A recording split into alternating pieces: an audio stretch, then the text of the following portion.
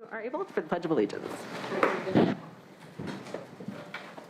I pledge Allegiance to the flag of the United States of America and to the republic for which it stands, one nation, under God, indivisible, with liberty and justice for all.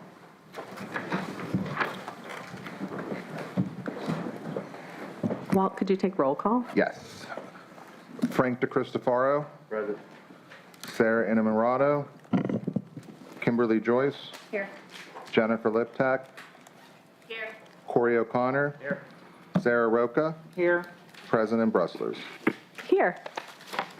Are there any public comments? I do not see any. There are no public comments. Per the bylaws, we have an opportunity to elect a vice president, and that will look like me opening the floor for nominations. Seconds will not be required. No one may nominate more than one person. After there aren't any more nominations, we'll hold a vote. So we're just going to go ahead and get started with that. Are there any nominations for Vice President of the Retirement Board? I'd like to nominate myself for Vice President. I've been on the board for 11 years, and I'd like to continue to serve in that. I would like to serve in that capacity to serve the members, the retirees, and active members of Allegheny County in that capacity, if at all possible. Thank you. Are there any others? Oh, no, I'm supposed to repeat your name. We don't need a second. Frank DeCristofaro has been nominated. Are there any other nominations? Hearing. I can call the roll, or if everybody just wants to vote yes, if everybody's in agreement. Yeah, I just need to close. I will, do I need a motion to close the nominations? Oh, I will close the nominations. And then Walt could, wait. So the candidate for vice president is Frank DeCristofaro. The retirement director shall then call roll. Ms. Liptak? Yes. Mr. O'Connor? Ms. Roca? Yes. Ms. Joyce? Yes. Mr. DeCristofaro? Yes. Ms. Brustlers? Yes. All right, Frank has been nominated vice president. Thank you. Elected. Thank you. Congratulations. Thank you. Thank you. Thank you. All right. Look at us bust through our business. A president's update. I think just two things. One is President of Council and some other members of Council reached out asking for a Council representation on the working group for plan funding and modernization. So we are working to accommodate that request. And I was also going to ask, Walt, I know we have a few upcoming dates in April of informational sessions. Yes. Will that be either, if you wanted to cover it now, or if it's covered in your manager report? I can cover it now. Okay. So April 17th will be an informational session. Chris and Tim will be coming to present for Mariner, and then Brad and Todd, and if Amanda's back, will be coming to represent Acrisure. Okay. It'll be open. It'll be in conference room 1, starting at 11:30. And then, as we have now, May 2nd is the next working group on plan funding meeting. Great. Thank you. There'll be an agenda going out, too. We're going to keep our usual monthly manager conference call to discuss the items for the agendas, and then the agendas will go out shortly after that. Great. Thank you. You're welcome. That concludes President's update. Oh, board approvals. All right. First on board approvals is a motion to approve the board meeting minutes from the February 20th, 2025 board meeting. So moved. Second. Hearing a motion and a second, is there any discussion? Hearing none, all in favor? Aye. Any opposed? Hearing none, the motion passes. Next is a motion to accept the financial statements, which include the pension fund assets, the statement of changes in plan net assets, and the RBAC balance sheet for January of 2025. So moved. I had hearing a motion and a second in some combination. Is there any discussion? Hearing none, all in favor? Aye.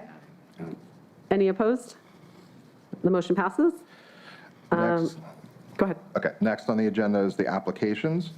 This is a motion to approve the following March 2025 applications. The attached applications have been filed with the Retirement Office for pension approval by the board. There are 14 early voluntary, 11 full retirements, 1 disability, and 1 recalculation. Can I have, Second. hearing a motion and a second, is there any discussion? Hearing none, all in favor? Aye. Any opposed? The motion passes. Next item on the agenda is the independent medical examiner's opinion for disability application denials. This motion is to approve that member 101028, under the recommendation of the 3 designated physicians, is not totally and permanently disabled from any gainful employment in Allegheny County. Second. Hearing a motion and a second, is there any discussion? Hearing none, all in favor? Aye. Aye. Any opposed? Motion passes. Okay, next. The next is our director report for the Allegheny County Employee Retirement System from Director Szymanski. Thank you very much. If you turn to the reports tab of your board books, I'll highlight some areas on the dashboard. Retiree payroll is up 4.24% from this time last year. Contributions are up 32.92%. Contributions refunded are down 52.44%. Life insurance claims paid are up 37.84%. Total retirements are up 11%. If you turn to the next page, we've shortened up the pension estimate. Now we just have a line for office and online, since the new software tracks it a little bit easier for us. So there's going to be a little bit of a difference with the online section until we catch up in the fall when we started reporting that. But estimates, it might look a little skewed on how much they're up for the year because it has it at 689%. Capital calls as of the last board meeting were $1.6 million. And I also have the office budget listed as of February 28th, 2025. Are there any questions on the dashboard?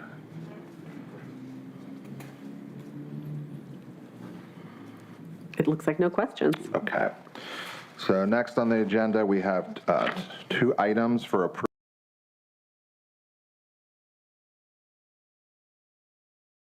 Number 2024-5, in which the board, having received and reviewed a report and recommendation, vote on whether to approve and adopt the proposed findings, conclusions, and recommendations of the hearing officer and appeal number 2024-5, thereby approving the appeal.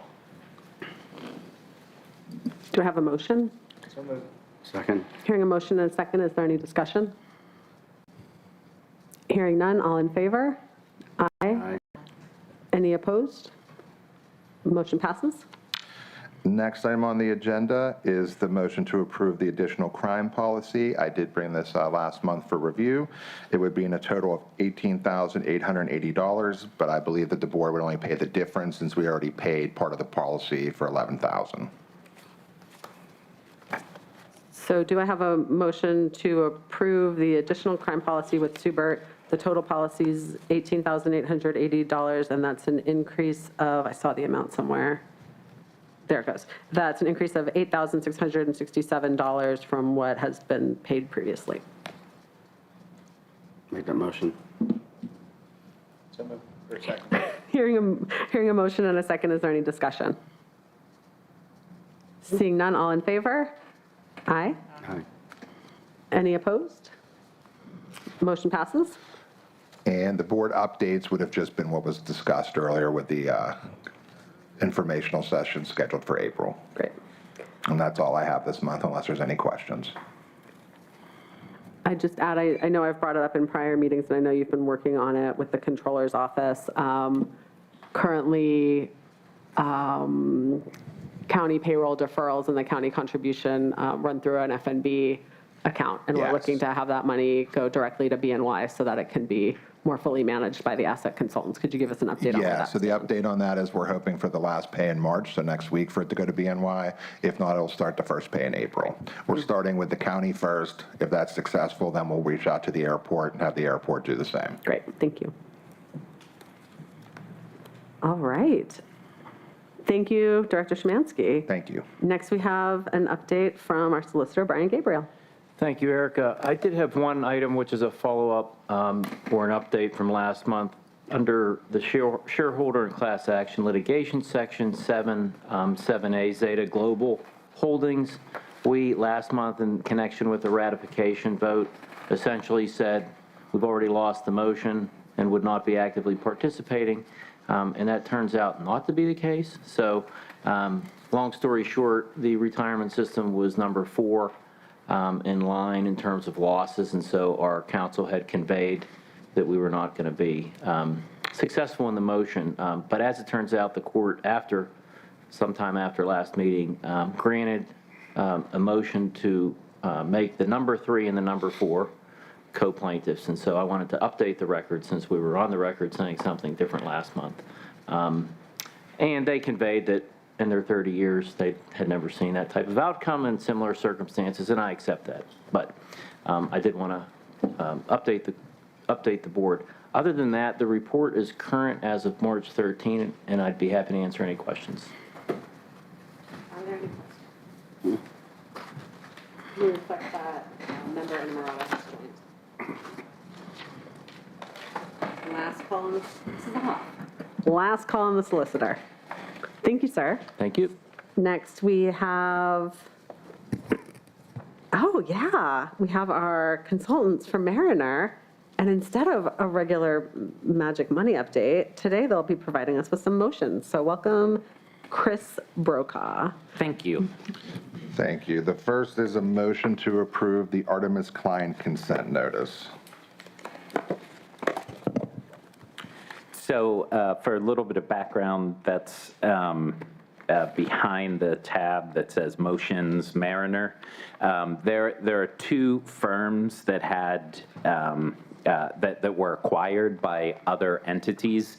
These are consents merely stating that you've been informed and you accept this change in ownership. SEC requires investment managers to get your consent when there is a change in ownership. The important thing to us for both Artemis and Siegel Bryan Hamill is these transactions don't impact the investment management team that's actually managing the money. And in fact, in the case of Siegel Bryan Hamill, it's the holding company that owns Siegel Bryan Hamill that is changing ownership. So it's even 2 degrees removed. So we recommend 2 changes in ownership. Thank you. Thank you. Consent notice. Second. Hearing a motion and a second, is there any discussion? Hearing none, all in favor? Aye. Any opposed? Motion passes. Next, do we have can I have a motion to approve the Siegel, Bryant, and Hamill assignment? Second. Hearing a motion and a second, is there any discussion? Hearing none, all in favor? Aye. Any opposed? Motion passes. Is there any other matters? Oh, he did a Thank you. quick name tag change. So we are ready. Thank you, Mr. Brokaw. We're No, happy to answer any questions here after the meeting, Thank you. Okay. Next, we have our consultants from Acrisure, our actuaries, Treasurer Brusselar's favorite part of the meeting, Brad Rigby and Todd Kordecki. And they're sitting with the correct name tags. Thank you very much. I think I'll start by saying Amanda's not here because she had her baby right at the end of February. Mom and baby are very healthy. She's going to take a few months of leave and then she'll be back. But other than that, we have just a quarterly update to go through with some information that we're also in the process of preparing for some upcoming filings and reports. Todd's going to go through that. The materials are behind our tab in the book. Thanks, Brad.